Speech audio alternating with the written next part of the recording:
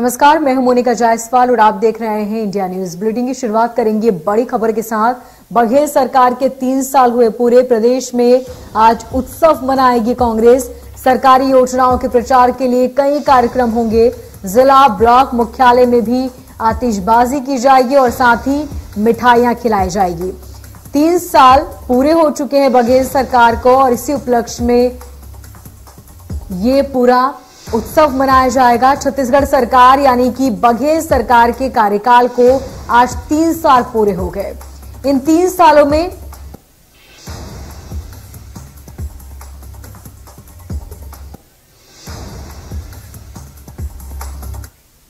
छत्तीसगढ़ सरकार यानी कि बघेल सरकार के कार्यकाल को आज 3 साल पूरे हो गए।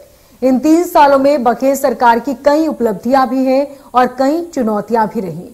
कई काम करने अभी बाकी भी हैं। सरकार के 3 साल की 3 चुनौतियां, उपलब्धियां और 3 वो काम जो करने अभी बाकी हैं। चलिए ग्राफिक के जरिए समझते हैं वो कौन सी चुनौतियां हैं। तो किसानों का कर्जा माफ, ये सरकार की उपलब्धियां। बिजली का बिल हाफ किया गया। छत्तीसगढ़िया सरकार की भावना। तो सरकार के 3 साल पूरे हुए और 3 साल में ये उपलब्धि सरकार की।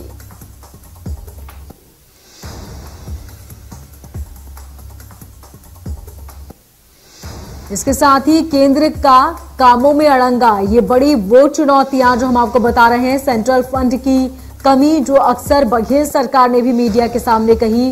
राजभवन का दखल, सरकार के बीच ये 3 अहम चुनौतियां हैं।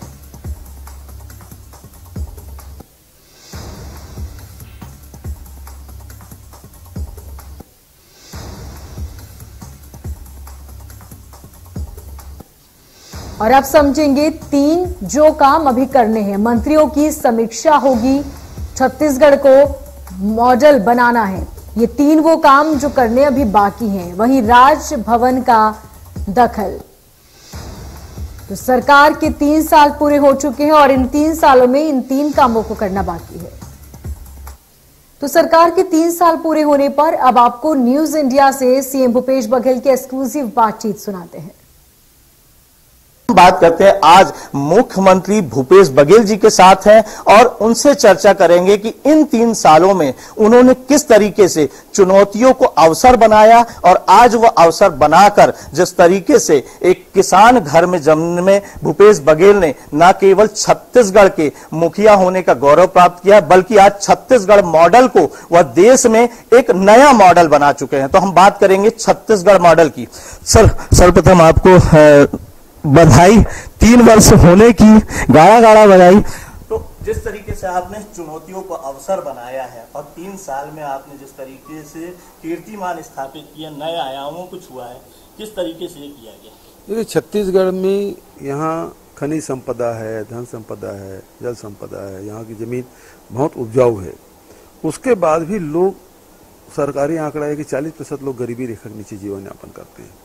किसान कर्ज के तले दबे हुए हैं। तो ऐसे में हम लोगों ने योजनाएं बनाई कि जो शासन, जो खजाने में जो पैसा है वो आम जनता तक पहुंचे, गरीबों तक पहुंचे, मजदूरों तक पहुंचे, आदिवासियों तक पहुंचे, जनजाति, अनुसूचित जाति तक के किसानों तक पहुंचे। और उसी को ध्येय में लेके लोगों की जीवन स्तर ऊपर उठाने के लिए हमने योजनाएं बनाई और दृढ़तापूर्वक हमने उसे लागू किया। और उसका परिणाम है कि आज हमारे किसान समृद्ध हैं। आज हमारे आदिवासी जो लघु वनोपज संग्रहण करते हैं उसके जेब में पैसा है। वो उन मजदूरों के जो मेहनत कश हैं उनको उनके पास धन पहुंच रहा है और ये सारे धन आखिर में हमारे जो बाजार हैं उसमें दिखाई देता है। तो बाजार में भी रौनक है, वहाँ भी लोग खुशहाल हैं। तो लगातार हर वर्ग को साधने की हमारी कोशिश और उसमें हमको लगातार सफलता मिल रही है। और जितने भी योजना है उसे लोगों के अर्थव्यवस्था से हमने जोड़ा है। चाहे गोधन न्याय योजना की बात हो, चाहे सफाई की योजना की बात हो, चाहे कोई भी योजना आप देखेंगे तो उसमें कहीं न कहीं लोगों को कैसे लाभान्वित करें वो हमारा मूल मंत्र है। जिस तरीके से आदिवासियों के लिए आपने जिस तरीके से उनका भूमि अधिग्रहण हुआ था और उसके बाद यहाँ पर उन्हें वापस की गई उनकी जमीन, और बात करें ऐसी कई उपलब्धियां आपकी है, कई योजनाएं हैं, तो ऐसी कोई ऐसी उपलब्धि जो आपको याद हो कि ये मेरी सबसे बड़ी उपलब्धि है? देखिए, सबसे बड़ी उपलब्धि ये है कि आम जनता के चेहरे में मुस्कान, वो सबसे बड़ी मतलब मैं इनाम मानता हूँ। चाहे मैं किसान से मिलता हूँ, आदिवासियों से मिलता हूँ, महिलाओं से मिलता हूँ, व्यापारियों से मिलता हूँ, सबके चेहरे में प्रसन्नता दिखाई देती है, और उसी को ध्यान में रखते हुए हम सब योजना बनाते हैं। यहाँ पर अगर हम बात करें कि 3 साल बीत गए, बचे हैं 2 साल, आगे क्या? आगे ये है कि जो हमारे जितने भी कार्यक्रम हैं, जो हमारे अभी ऑनगोइंग है, जो चल रहे हैं, उसे पूरा करना है। और जो हमारे पुरखों का जो सपना था, समृद्ध छत्तीसगढ़ बनाना है, शिक्षित छत्तीसगढ़ बनाना है, और शांति का टापू जो छत्तीसगढ़ है उसे स्थापित करना है। तो तीनों दिशा में हम लोग काम कर रहे हैं। जिस तरीके से सर अगर हम बात करें मिशन 2023 की, क्योंकि आने वाला समय बहुत कम समय है, 1 साल बाद हम चुनावी मोड में पहुंच जाएंगे, किस तरीके से कांग्रेस अब दोबारा सत्ता में आने का जो सपना है उसको पूरा करेगी?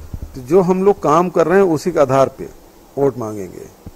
हम ऐसा नहीं कि हम वादा किसी और की करें, काम कुछ और करें और वोट किसी और नाम से मांगे, ये हमसे नहीं होगा। हम तो जो वादे किए थे, जो हम काम कर रहे हैं, उसी के आधार पे आम जनता के बीच में जाएंगे, उनके दरवाजे जाएंगे, हमको उस आधार पे हमको वोट मांगेंगे।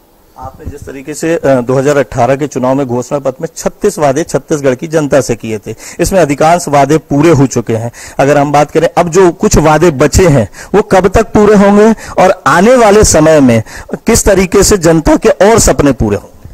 जो केंद्र सरकार यदि अड़ंगा नहीं लगाती, केंद्र सरकार हमारे हिस्से के पैसा नहीं रोकती, तो वो भी वादे हम लोग अभी तक पूरे कर चुके होते।